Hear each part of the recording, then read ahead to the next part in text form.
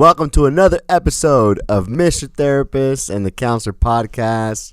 We are the best mental health and recovery podcast out there. And if you don't believe us, watch the show. We are here to empower and guide you. Whether you are struggling with an addiction, a mental health issue, we empower your growth through raw conversations and demystifying the process of therapy. I'm Manny Romero, Jesse O.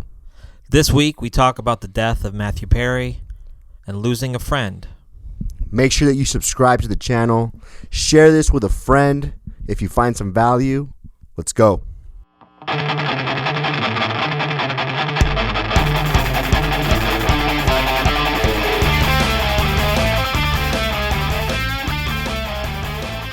bring the pain. Is that a song? Yeah. I bring the pain? Sing it. I came to bring the pain hardcore to your brain. I think that's Method Man. Papa Roach? Oh, no. Never mind. Cut my life into pizza. This is my plastic fork. Ooh, Have you heard that before? No, I haven't. You know Papa Roach, though, right? I do know Papa Roach. Okay. Papa Roach. I knew Papa Roach when I was in 5th grade. Yeah. Yeah, I didn't really, but I knew someone who listened to them. Tried. How are you, buddy? I'm good, man. How are things? I'm good. I'm doing well. Yeah? Yeah, things are good in my So life. formal. Let's talk about you. On one of the episodes of the podcast, we talked about your birthday. It had passed now. Yeah. We talked about that time of year. So how did you get through the birthday? Before we get into our time session routine here, so. It was good. Like I said, I think I was super mindful of like surrounding myself around things that are going to help me because I know that I get down around this time. So I did, I scheduled some therapy sessions. I was around the family, people who like loved me, supported me. Would you say you really game planned, kind of like a preparation of like I could experience this, so Yeah. which would be good to for anybody that's like struggles in mental health or addiction is to really starting to set up a structure. I used to be so against structure. I mean, based on my chaotic life, being an active user, but like. I realize like structure. I love it now. It's so important to have. Time management to me is like really important too. So you set yourself up for success by doing that. Yeah, you got to know yourself. You got to know like what you're about to walk into, and structure for sure, and just being honest with yourself about like just the fact that I hate when a therapist, and I do this, so I hate myself. No, I don't. But like when a therapist says like, at least you're aware, and that's the first step. But actually, that is such a true statement. At least you're aware. Like acceptance and awareness is the first step, and that can lead you to then like have a plan and be like, okay, like I'm gonna go into this ready. So when the seed is planted, I think it goes an extraordinary long way on that one. So I will say that I did get depressed, and I did get disappointed that I got depressed. Cause I was like, why'd you get disappointed? Because a part of me was like, a part of me was hoping like, no, this is gonna be different, like, because I'm so ready, I'm so prepared that I'm gonna, it's gonna execute perfectly, and I'm gonna be good. I had like a select few of people that I know I wanted to be there for my birthday.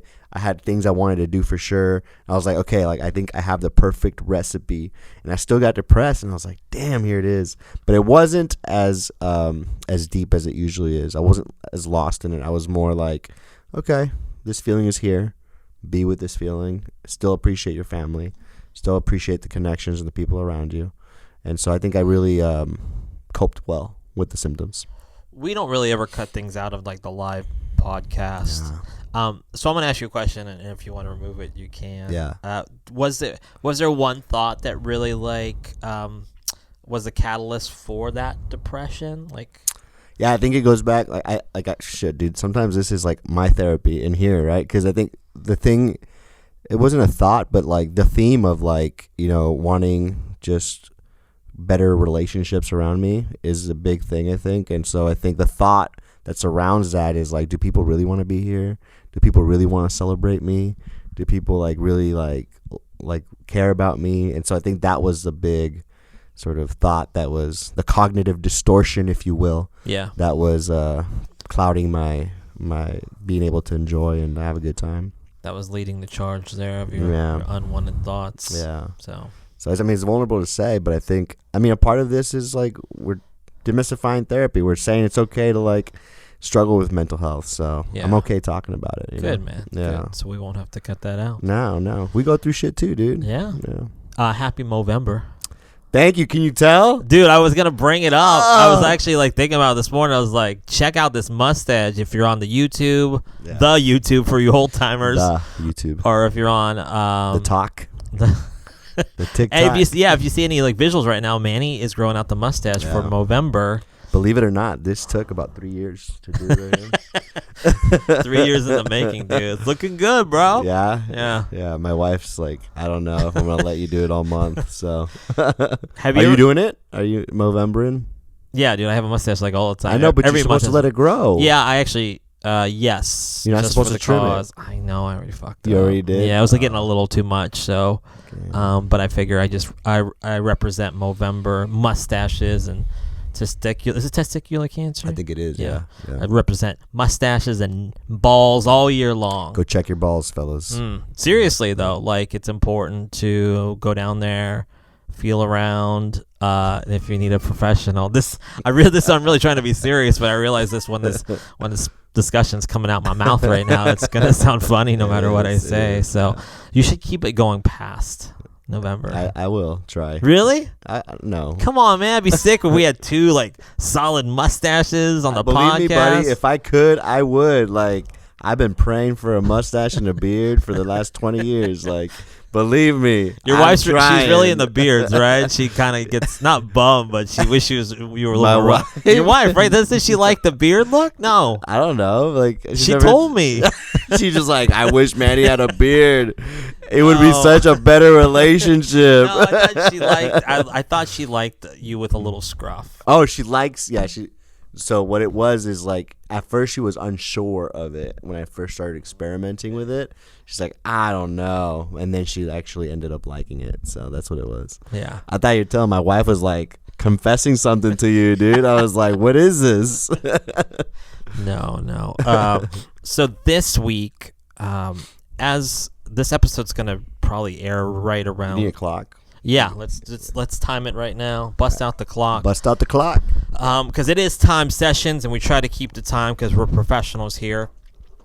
This week we wanted to talk about the death of Matthew Perry. With it being, as I said, this episode's gonna air around Thanksgiving time. Friends was a very popular sitcom. Life changing in some ways. I've heard people like learn how to speak English from watching Friends.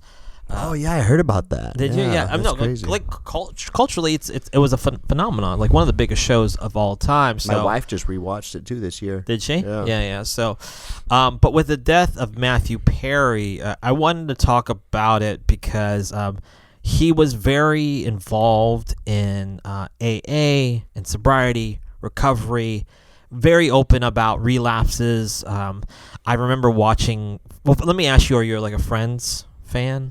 Like, do you watch Friends? Or is it more secretly, kind of... Yeah, like, I'm not proud of it. Like, I don't wear a Friends shirt out in public, but, like, you don't? Yeah, like, it's funny. It's good. I like it. Yeah.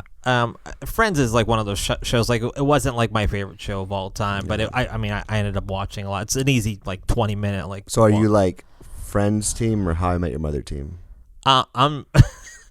Team Breaking Bad. Come on, because I don't know. What if I had to go down like the row of sitcoms? It'd be like The Office, Parks and Rec. That's not even what I asked you. I've never watched. I guess okay. You're right. I'm sorry. I would go with Friends on that one. Okay. So all right. I've never watched the other show, How I Met Your Mother. Your Mother, yeah. Okay. It's supposed to be like pretty similar. Okay. Yeah, to Friends. Yeah. So I don't remember. Okay. It's gonna make a bad joke, but so I don't remember How I Met Your Mother. But but Friends is like it's a gigantic show. So with that being said, but if you watch Friends, you could see almost Matthew Perry's somewhat his physical struggles. I remember watching Friends back in the day, and I remember watching like he had this weight gain, and he got really thin. Yeah, he did get this weight gain. Well, he talked about that later. That was him going through his opiate addiction, I believe. You think he was getting sober during that time? Because I don't know if you notice, when you get sober, like you start getting almost like addicted to sugar. I think it was a lot of back and forth for him. Okay. He had multiple relapses. I just recently picked up his book that he released, his memoir, his autobiography, and he talked about he's very open about like handfuls and handfuls of relapses. So I think on the show, he most definitely had his ups and downs. And like I said, physically, you could see it. But so he recently passed away. Oh, I was saying this was that Friends, every year, there was like a Friends Thanksgiving episode would always be like a very popular thing. But anyways, that ties into just talking about Matthew Perry. He was found dead in his jacuzzi. He drowned to death. Yeah. So and they don't know the reason for the death yet, but there's a lot of speculation that it's a relapse, right? Yeah. I mean, I wrote a couple things down. As I wrote a couple things down, I mean, I looked on my phone.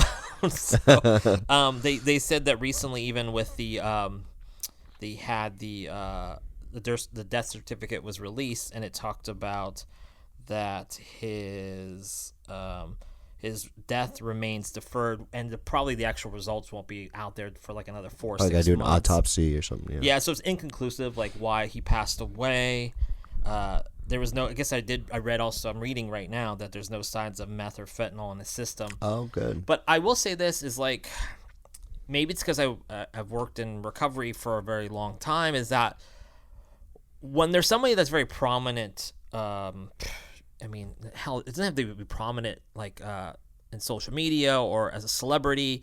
I think that when they have a long history of like using and drinking, and then they're sober, and then you hear about the death, I think one of my first responses was like, oh man, did he relapse? Mm-hmm. Did this lead to a relapse? And I don't want to sit here and assume that that's what the cause was. Yeah. He had a very detailed history with health issues. It's talked about in his book that he just released.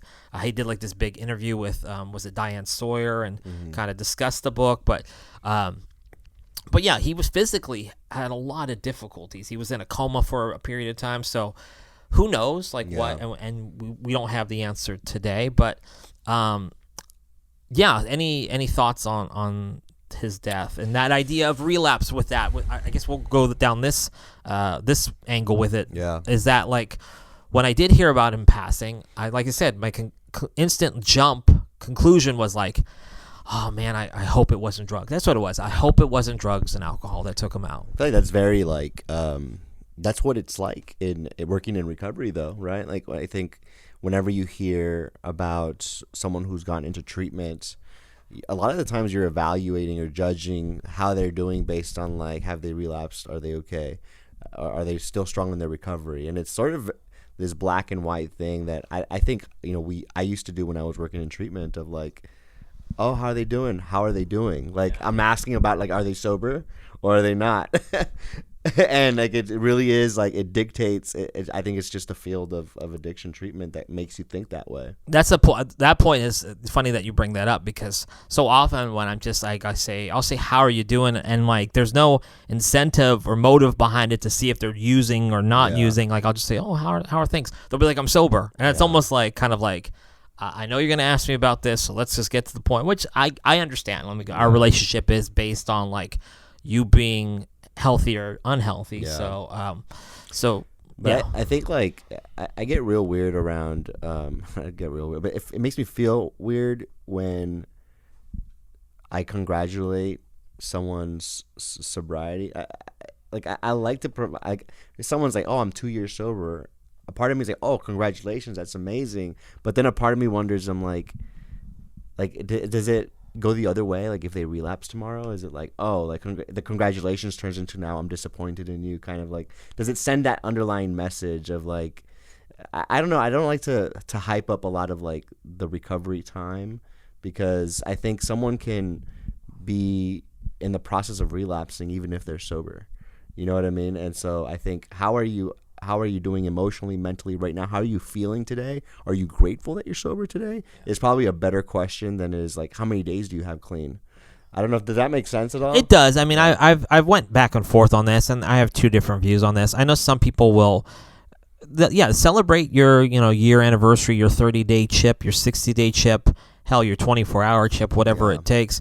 I know some people that's unfortunately, I don't want to say unfortunately, maybe that's sometimes the only driving motivation is to keep that number. Yeah. And they're not really being healthy in life. They're not working a healthy program. They're doing very unhealthy things. So I realize like if you just are stuck on the number, then that shouldn't be your driving factor to be sober. But at the same time, maybe that's gonna get you through another day. Is like, I want to get that year, but I really want to drink today. So maybe you'll get, you'll make it through the 24 hours, get that 1 year chip celebration, and then maybe from that there'll be some extra motivation. But no, I know where I get a sense of where you stand on that, because but I know it's about living for today often. So and we just got to remember that, and that's why sometimes it is just a take a day by day process. I think I feel that way because we talked about before how relapse is a part of recovery. It's a stage in the recovery process.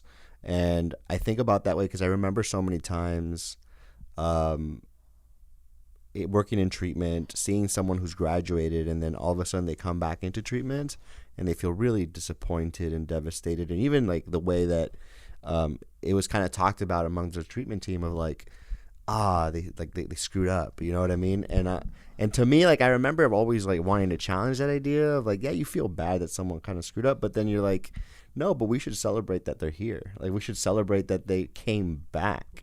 And to me, I think that's where I come from of like, in a way, I understand, the amount of days you're sober is a big accomplishment, but it shouldn't be the end all be all. Like, I think like at the end of the day, like, are you happy that you're sober? That's at the end of the day tells me more about how you're doing than the amount of days you have under your belt. There's a lot of guilt and shame with I don't want to say any mistake you make, but when we make mistakes and we know that we're wrong, it's a heavy burden to carry. And then, a relapse most definitely can be a driving factor of somebody going, well, I've had this one drink or I've used this one drug and there's no turning back now. I might as well. I'm just in it. I'm going to have to deal with all the shit that my family and my loved ones are going to give me. So, it is very discouraging and people can fall deeper down the rabbit hole. But that, go ahead. I was just say, do you like if Matthew Perry did if he did relapse? Let's say we find out there was a relapse that happened. Would you look at him any differently? No, not at all. Actually, one thing when I was listening, I got the audio book because I ain't got no time to read no fucking books these days. But I was listening to his audio book, and I was really just encouraged by one thing he said that he knows there's one thing he knows how to do, and that's to help out a fellow alcoholic. And I think that's really important for him to be of service. So. But he was very transparent. I felt, I haven't completed the book, but just talking about his struggles. Yeah. And I mean, there was so much I related with on what he talked about and what I've heard already. And so no, for some reason with him, I don't say it depends, right? But I think with that, it was always a fight for him. Yeah. So, but I hope that, How is this different? And I don't know if you'll remember this conversation than the Bill W. conversation we had a while back. Because that guy's a scumbag. No, I think it's because Bill W. Has a legacy of being the grand godfather of recovery. Of this. Yeah. So I guess I just look at Matthew Perry as another guy in recovery. I mean, a very famous guy, iconic guy. I mean, I don't know how many, I saw so many posts about Matthew Perry because he had such a significant impact on culturally and different generations. So even present day, I think people are still watching reruns of Friends or streaming reruns of Friends. So I did want to say, I wanted to share this quote that I read about Matthew Perry, which speaks of his intention. I think what's important to him. He said, "When I die, I know people will talk about friends. Friends. I'm glad that he's glad of that. But as for my so-called accomplishments, it would be nice if friends was listed far behind the things I did try to help other people. I know it won't happen, but it would be nice." So I think that part of this is so he'll always be known for Friends. Yeah. But I think one of his mission statements and goals was to once again be of service and try to pay it forward. That's cool. I know that I read like maybe a year ago I heard he had like sober livings, and I was like, wow, it'd be so cool to like just kind of meet him and talk to him, because I think I am like, if we ever got like a slew of guests on here, we've had some really great guests on here, but if we got like to that next level and we had to have celebrities on, I would love to have people that, you know, like a Matthew Perry, like people that have been through it and are still going through it, still going to therapy. So yeah, I think that's why I kind of like maybe he gets a pass for me, because he's just like he's me. What do you think? Like, this reminds me of just like recovery in general, and this is a question that's always popped up, but like even in groups. But like, what do you think success is in recovery? For the success in recovery, you're saying? Yeah, like what? How do you define success in recovery? Success is just what you're doing in the moment. I think it's just like, if you're able to accomplish like your goal. I think that's kind of a hard. It kind of threw me for a curveball on that one. Yeah. So I think it's not success. Is kind of just is joy. Yeah, it's finding like realizing that there's a better way to do things. So being successful. That's a question we've talked about before, right? Like it's a loaded question. Yeah, it is a loaded question. Yeah. So I think success is like, are you doing this and do you feel good about it? And maybe you don't even have to feel good about it all the time. Is this the cause that you want to fight for right now? Yeah. So I want to just bring that up because I think a lot of people that might be watching this or listening to us talk, maybe there's a perception around like the possibility of him relapsing or anybody relapsing, where it's like there's almost this weight of failure that comes with a relapse. Yes. That I call bullshit on. Like I love the answer you gave, actually, like how you're doing in the moments. Like I think that is more indicative of success as opposed to like if you've relapsed or not. This is something I wrote down as like a prompt for us to discuss, but like the stigma, once again, when I first heard that he died, I was like, oh no, I hope he didn't die that way.